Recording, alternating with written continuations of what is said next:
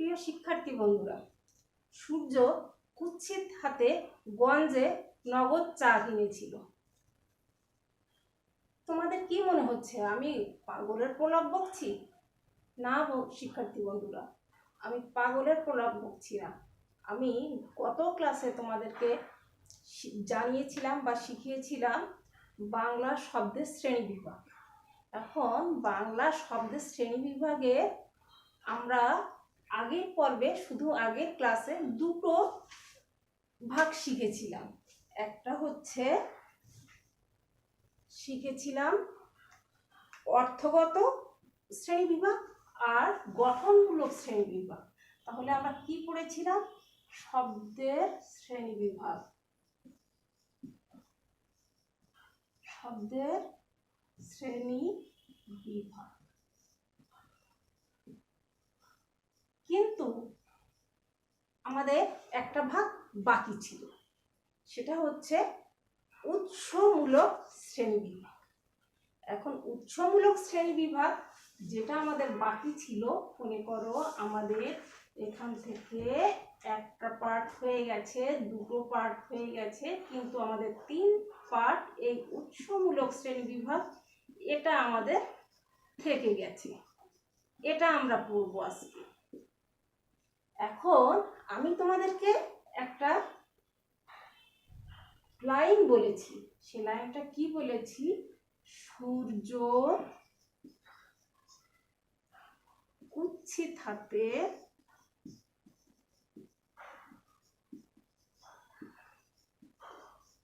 গঞ্জে নগদ চিনি কিনেছিল।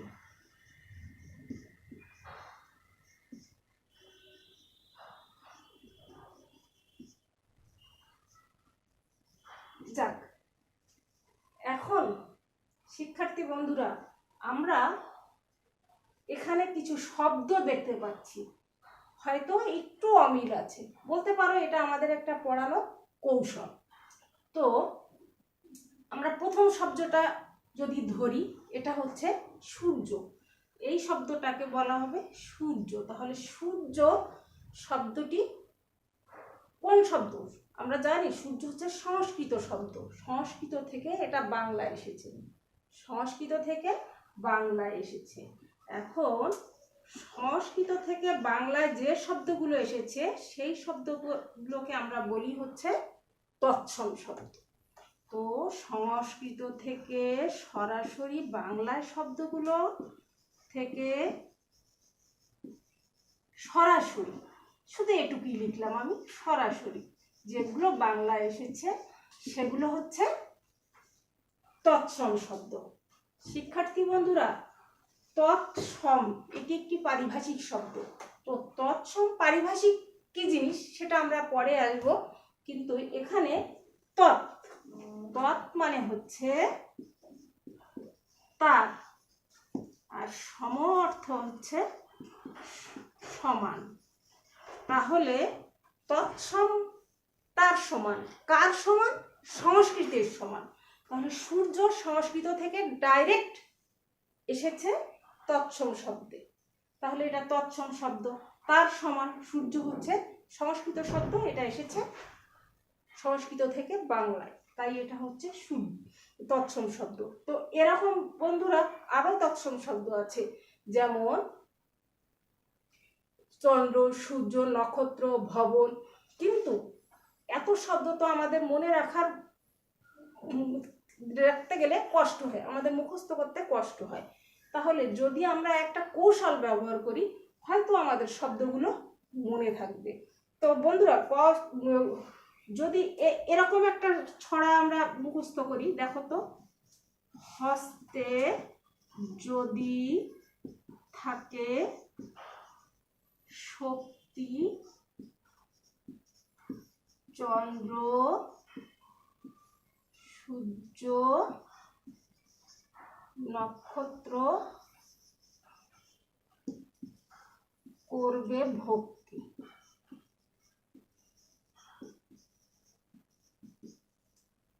বন্ধুরা, এখানে হস্তে, চন্দ্র, সূর্য, নক্ষত্র, ভক্তি সবই তৎসম শব্দ।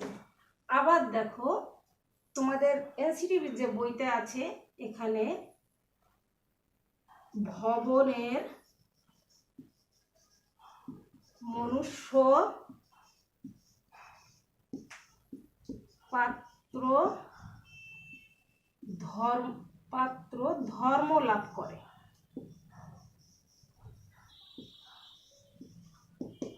বন্ধুরা এখানে ভবন, মনুষ্য, পাত্র, ধর্ম, লাভ প্রত্যেকটি শব্দই তৎসম শব্দ। এটাকে আমাদের মনে রাখার একটা কৌশল বলতে পারি আমরা। তাহলে বন্ধুরা এবার আমরা তৎসম শিখে গেলাম, এবার কি শিখবো? অর্ধ তৎসম। এখন অর্ধ তৎসম, এখানে আমি পরের শব্দটা নিয়েছি কুৎসিত। কি নিয়েছি বাবা? কুৎসিত। তাহলে এই কুৎসিত শব্দটা এসেছে অর্ধ তৎসম ধরে নিচ্ছি আমরা, অর্থাৎ সংস্কৃত থেকে অর্ধ তৎসম। সংস্কৃত থেকে যে শব্দগুলো কিঞ্চিত পরিবর্তিত হয়ে আমাদের বাংলা ভাষায় এসেছে এই শব্দগুলোকে আমরা বলবো অর্ধ তৎসম শব্দ। তাহলে আমরা কি বলতে পারি? কিঞ্চিত পরিবর্তন। শুধু এটাই আমরা লিখলাম, কিঞ্চিত পরিবর্তিত হয়ে যেটা এসেছে সেটা হচ্ছে অর্ধ তৎসম শব্দ। অর্ধ মানে হচ্ছে অর্ধেক, তৎ মানে তার, সম মানে সমান, তার মানে অর্ধেক পরিবর্তিত হয়ে যেটা এসেছে সেটাই হচ্ছে। তাহলে কুৎসিত, এটা কোথা থেকে এসেছে? কুৎসিত। কুৎসিত হচ্ছে সংস্কৃত শব্দ, এখান থেকে আমরা পেয়েছি কি? কুৎসিত। এখানেও বন্ধুরা আমরা একটা টিপস ব্যবহার করতে পারি। টিপসটা কি জানো? টিপসটা হচ্ছে গিন্নি জ্যোৎস্না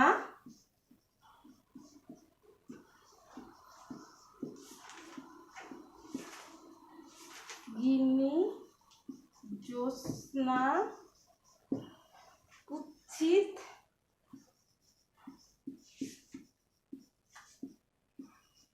বৈষ্ণব বাড়িতে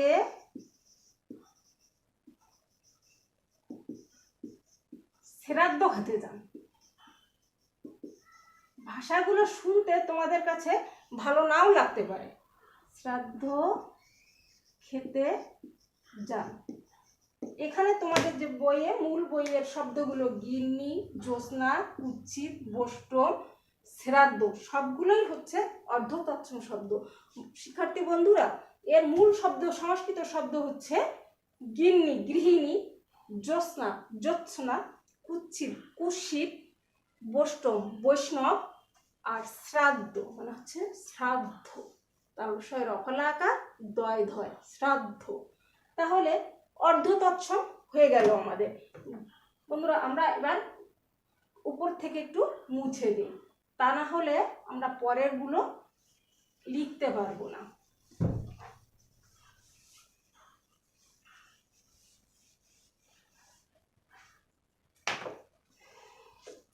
এবার আসবো আমরা পরের যে শব্দটা ছিল হাত, তদ্ভব।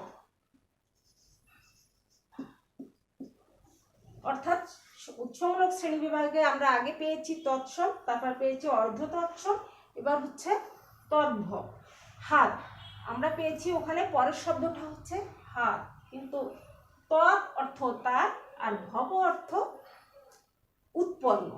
তার মানে সংস্কৃত থেকে উৎপন্ন হয়ে যা বিবর্তনের ধারায় প্রাকৃতের মাধ্যমে আমাদের বাংলা ভাষায় এসেছে। তাহলে সংস্কৃত থেকে উৎপন্ন হয়ে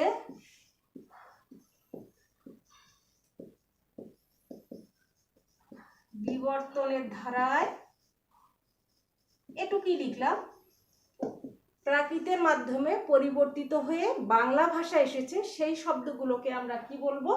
তদ্ভব শব্দ। এরকম আমাদের এনসিটিভির বইতে দুটো শব্দ আছে শিক্ষার্থী বন্ধুরা, একটি হচ্ছে চর্মকার থেকে, চর্মকার এটা সংস্কৃত শব্দ, এর থেকে আমরা পাচ্ছি চমওয়ার। বন্ধুরা এই চমওয়ার হচ্ছে প্রাকৃত, আর এখান থেকে আমরা তদ্ভব পাচ্ছি চামার। কি পেয়েছি? চামার। এরপরে আমরা আরো একটি শব্দ এখানে আছে, সেটি হচ্ছে হস্ত। সংস্কৃত শব্দ, এখান থেকে আমরা পাবো হত। এবার হত যখন হলো তখন এখান থেকে আমরা পেয়েছি হাত। তাহলে আমরা তদ্ভব পেয়েছি চর্মকার থেকে চামার আর হস্ত থেকে হাত। তার মানে তদ্ভব শব্দ দুটোই আমরা মূলত মূল বইয়ে আছে। আমরা এই দুটো শিখলেই এখন, আর বাকি শব্দগুলো আমরা পরের ক্লাসে শিখে নেব। বন্ধুরা, এবার দুটো তিনটে ভাগ থেকে এবার আমরা পৌঁছে যাচ্ছি চতুর্থ ভাগে। চতুর্থ ভাগে আছে দেশি শব্দ। দেশি শব্দটা কেমন? দেশি হচ্ছে আমাদের বাংলাদেশে আদিম অধিবাসীরা, মানে আদিকালে যেসব মানুষ বসবাস করত, কোল ভাষার, মুন্ডা ভাষার, সেই কোল ভাষা প্রজাতি বা আদিবাসী যারা ছিল, তারা কিছু ভাষা তাদের কাছ থেকে আমাদের কাছে সুরক্ষিত রেখে যায় বাংলা ভাষায়। সেই ভাষাগুলোকে বলা হয় একেবারে দেশি ভাষা। এখন সেই ভাষাগুলো কি কেমন? সে ভাষা আমরা বলেছি যে যেমন কুড়ি, কোল ভাষা থেকে কুড়ি। আমরা কোল আদিবাসী যারা ছিল তারা হচ্ছে এই কুড়ি শব্দটা ব্যবহার করতো। যেমন কুড়ি, যার মানে হচ্ছে 20। তো শিক্ষার্থী বন্ধুরা, আমরা দেশি শব্দেরও একটা কৌশল ব্যবহার করব, সেটা হচ্ছে এক গঞ্জের কুড়ি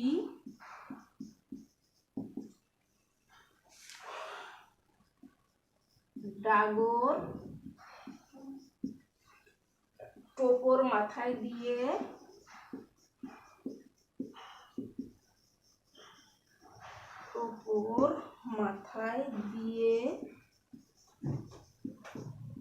চোঙা হাতে পেটের জ্বালায়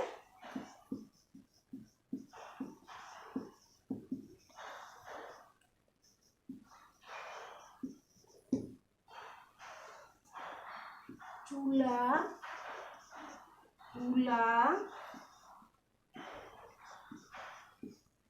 ডাব ও ডিঙা ঢেকি থেকে গেছে।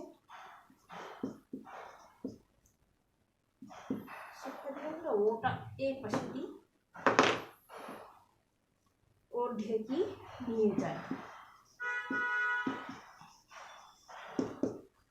এখানে আমরা দেখো দেশি শব্দ পাচ্ছি গঞ্জ, কুড়ি, ডাগর, টোপর, চোঙ্গা, তারপরে হচ্ছে চুলা, কুলা, ডাব, ডিঙা, ঢেকি। এগুলো সব শিক্ষার্থী বন্ধুরা দেশি শব্দ। শুধুমাত্র এটা হচ্ছে একটা মনে রাখা কৌশল। তো এরপরে আমরা আসব বিদেশি শব্দ। তো বিদেশি,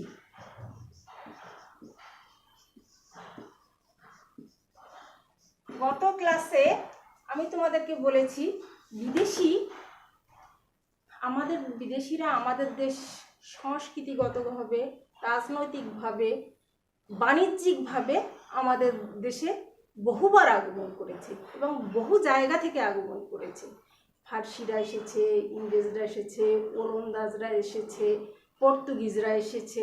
তাহলে এরা প্রত্যেকেই তাদের কিছু ভাষা আমাদের কাছে সুরক্ষিত রেখে দিয়েছে, যেটা আমরা বাংলা ভাষাকে সমৃদ্ধ করেছি এবং আমরা এখন বাংলা হিসাবেই সেগুলোকে ব্যবহার করে থাকি। তো সেই ভাষাগুলো বিদেশি ভাষা, কিন্তু এরও কিছু ভাগ আছে। তো আমরা এখানে সেই ভাষাগুলোর যদি একটু দেখি, প্রথমে আমরা আসব কোন ভাষায়? প্রথমে আমরা শিখব আরবি শব্দ। এতে কিছু শব্দ আছে, সেটা হচ্ছে আর প্রথমে আমরা যাই আরবি শব্দে। তো এই আরবি শব্দের আবার দুটো ভাগ আছে। আরবি শব্দের কয়টা ভাগ আছে? দুটো ভাগ।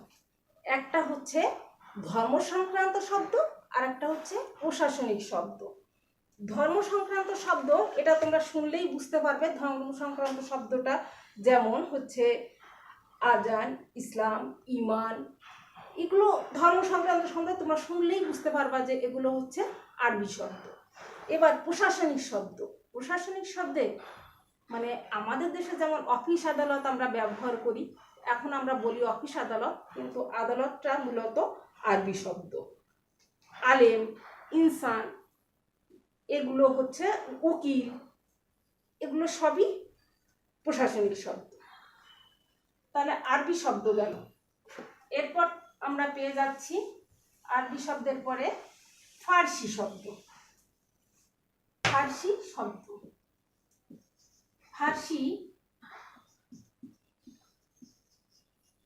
ফার্সি শব্দেরও শিক্ষার্থী বন্ধুরা তিনটি ভাগ আছে। একটি ধর্ম সংক্রান্ত শব্দ, একটি প্রশাসনিক শব্দ, আর আরেকটি হচ্ছে বিবিধ শব্দ। তো ধর্ম সংক্রান্ত শব্দগুলো তোমরা শুনলেই বুঝতে পারবে, খোদা, গুনাহ, এরকম। আর প্রশাসনিক শব্দে চলে আসি। প্রশাসনিক শব্দ হচ্ছে কারখানা, চশমা, দপ্তর, দরবার, এগুলো হচ্ছে বন্ধুরা প্রশাসনিক শব্দ। তো বিবিধ তাহলে কি আছে? আমদানি, রপ্তানি, জিন্দা, নতুন, বদমাস, এই ধরনের শব্দগুলো আমরা পেয়েছি ফরাসিদের কাছ থেকে। এখন আমরা আসবো ইংরেজি শব্দে। এগুলো সবই এই হচ্ছে বিদেশি শব্দের মধ্যে। তো ইংরেজি শব্দ কি জিনিস সেগুলো তো আমরা জানি। ইউনিভার্সিটি, আমরা প্রায় প্রত্যেকেই বলে থাকি আমরা ইউনিভার্সিটি যাচ্ছি। ইউনিয়ন, এটা ইংরেজি শব্দ। নভেল, ইংরেজি শব্দ। পেন্সিল, ইংরেজি শব্দ বন্ধুরা। এগুলো আমরা সচরাচর ব্যবহার করে থাকি, এর বাংলা আমরা ব্যবহার করি না। তো ইংরেজি এ ধরনের শব্দ, এই শব্দগুলো ছাড়াও আরও কিছু শব্দ উচ্চারণ আছে, যে শব্দগুলো হচ্ছে পরিবর্তিত উচ্চারণে ব্যবহার হয়। যেমন হচ্ছে অফিস, স্কুল, যেমন SCHAAL, স্কুল, উচ্চারণটা স্কুল, আমরা বলি স্কুল, এরকম পরিবর্তিত উচ্চারণেও আমরা ব্যবহার করে থাকি। এখন ইংরেজি ছাড়া আরও ইউরোপীয় কিছু ভাষা আমরা ব্যবহার করে থাকি, ইউরোপীয় ভাষার শব্দ ইংরেজি ছাড়াও। তো সে ভাষাগুলো কেমন? পর্তুগিজ, আমি তো তোমাদের বলেছি পর্তুগিজরা আমাদের আমাদের দেশে এসেছে। তাহলে পর্তুগিজ যদি আমরা পর্তুগিজ ভাষা থেকে বলি,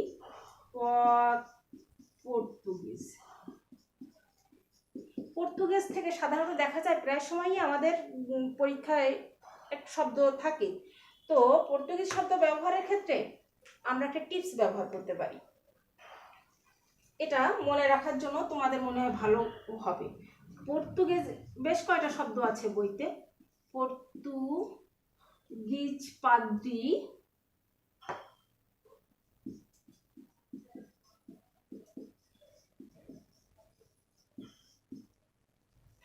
চাবি দিয়ে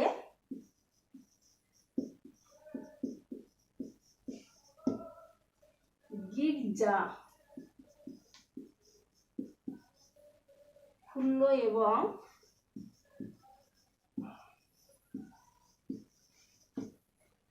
এক বালতি আনারস, পাউরুটি,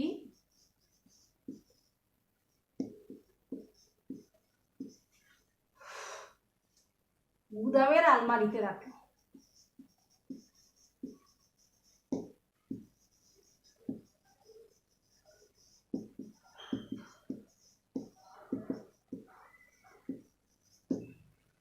শিক্ষার্থী বন্ধুরা, এখানে পর্তুগিজ, পাদ্রি, চাবি, গির্জা, বালতি, আনারস, পাউরুটি, গুদাম, আলমারি সবই পর্তুগিজ শব্দ। এবার হচ্ছে আগে আমরা পড়েছি ফার্সি শব্দ। এবার পড়ব ফরাসি শব্দ। ফরাসি মানে ফরাসিরাও আমাদের এদেশে এসেছে। তো ফরাসি শব্দে ফরাসি সাহেব, ফরাসি থেকে যে ভাষাগুলো ফরাসিরা আমাদের ভাষায় রেখে গিয়েছে সেগুলোই হচ্ছে ফরাসি ভাষা। তো সেরকম ফরাসি সাহেব কুপন কেটে